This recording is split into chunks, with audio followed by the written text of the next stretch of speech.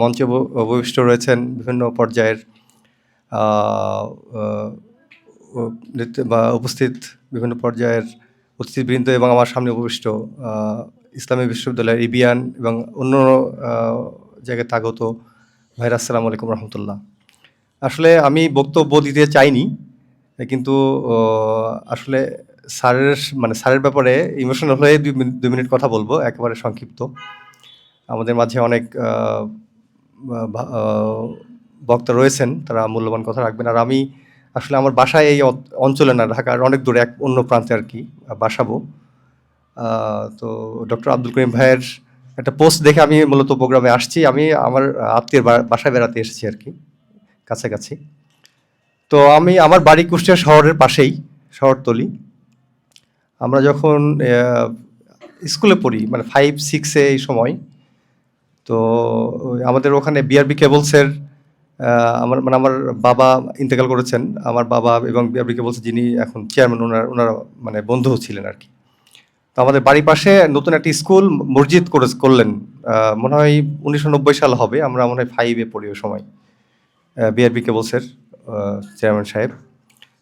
তো আমাদের professor doctor Yahya Rahman sir ওই সময় আমাদের গ্রাম বা পাশাপাশি কুষ্টিয়া শহরের যে গ্রাম বা শহর, এই সমস্ত অঞ্চলে মসজিদ মিশন ছিল। মসজিদ মিশনের তরফ থেকে স্যারের নেতৃত্বে প্রায় বিভিন্ন মসজিদে প্রোগ্রাম হতো।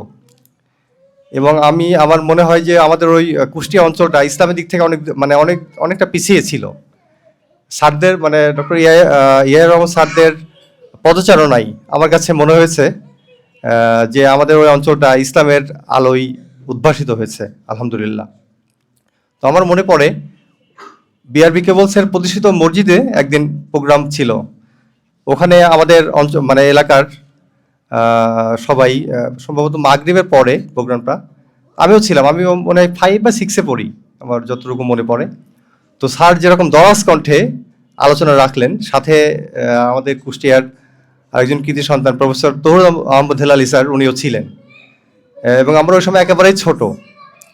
তো স্যারের যে দরাজ কণ্ঠে আলোচনা, স্যার আলোচনা করে যাওয়ার পরে আমাদের মুরব্বী যারা ছিল, তারা মানে এর আগে স্যারকে দেখেনি, তারা স্যারের খুব প্রশংসা করলেন। তা আমি তো ছোট মানুষ, বুঝি না। এরপরে বুঝেছি, এরপরে ইউনিভার্সিটিতে যখন ভর্তি হয়েছি, স্যারের কুষ্টিয়া শহরের বিভিন্ন মসজিদে স্যারের মানে দার্স শুনেছি, আমরা গেছি বন্ধুরা মিলে, এবং স্যারকে কাছ থেকে দেখেছি। আমার মনে হয় যারা আমরা ইবিয়ান আছি ঢাকাতে বা এখানে যারা আছি, আমরা সবাই জানি যে অনেক টিচার একটা ঘরানার হয়, কিন্তু স্যারকে দলমত নির্বিশেষে সমস্ত মানুষ, ইসলামী বিশ্ববিদ্যালয়, কুষ্টিয়া, ঝিনাইদহ, মানে ওই অঞ্চলে যারা স্যারকে চিনে আর কি, সবাই স্যারকে প্রশংসা করে, মানে স্যারের প্রশংসা করে, মানে স্যারকে সবাই সম্মান করে। আমি ইংরেজিতে পড়েছি, আমার পাশে মঞ্চে নর্দার্ন ইউনিভার্সিটির প্রফেসর ইংরেজি বিভাগের মোজাম্মেল ভাই, আমার ইমিডিয়েট একবার জুনিয়র, উনি বসা আছেন। উনিও স্বীকার করবেন যে আমার ডিপার্টমেন্টের স্যারগুলো তো আসলে অন্য মনস্ক। তো ওই স্যারেরাও স্যারকে অসম্ভব শ্রদ্ধা করতেন। তো সব মিলিয়ে আমাদের স্যারের জন্য আমাদের ডক্টর আব্দুল করিম ভাই ইমোশনাল হয়ে গেছেন তার উদ্বোধনী বক্তব্যে। আসলে ইমোশনাল হওয়ারই কথা। স্যার এত বড় মাপের একজন দায়ী ছিলেন, একজন প্রফেসর ছিলেন, এবং শুধু ইসলামী বিশ্ববিদ্যালয় বা কুষ্টিয়া অঞ্চল না, সারা বাংলাদেশ এবং তার বিশ্বেও তার অনেক স্টুডেন্ট আছে, সারা বিশ্বের বিভিন্ন প্রান্তে। স্যারকে যেভাবে আমরা আসলে স্যারের ইন্তেকাল মানে আমরা একটা রত্নকে হারিয়েছি।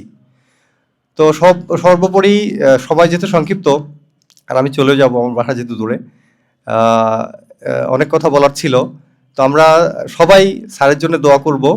স্যার যে আদর্শ প্রচার করে গেছেন, আমরা সে আদর্শ ধারণ করব, এবং আমরাও সেই পথেই চলব। আল্লাহ যেন আমাদের সবাইকে স্যারের যেভাবে স্যার চলেছেন, আমাদের চলার জন্য সে স্যারের পাথেগুলো আমরা অর্জন করে আমরা আমাদের সামনের চলার পথটাকে সুগম করতে পারি। আল্লাহ আমাদের সবাইকে যেন সেই তৌফিক দান করেন। এই বলে আমি আমার কথা শেষ করছি। আসসালামু আলাইকুম রহমতুল্লাহ।